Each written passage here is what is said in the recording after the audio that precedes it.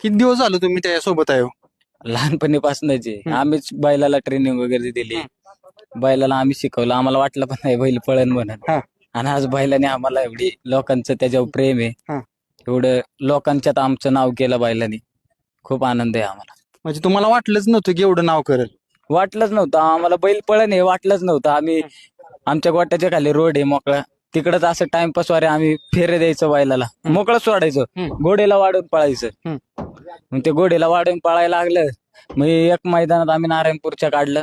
तिथं पण ढकलत खाली नाही लागलं. लोकांना वाटलं हे पळायचंच नाही गावठी. ते तिथे एक नंबर केला. तिथून ज्या बैलाची सुरुवात झाली मग बैलाने आजवर उलट बघितलंच नाही मागं वळत. तुम्ही त्याचं काय हो लहानपणी असं प्रॅक्टिस घेतलेलं की एवढा बैल पळायला लागला? काहीच नाही नॅचरल आपलं घोडे मागच सोडायचं त्याला मोकळं. घोडे सोबत पण झोपायचं. घोडेला वाढून पळायचं ते. तिथून ते त्याची सुरुवात झाली. आम्हाला वाटलं पळण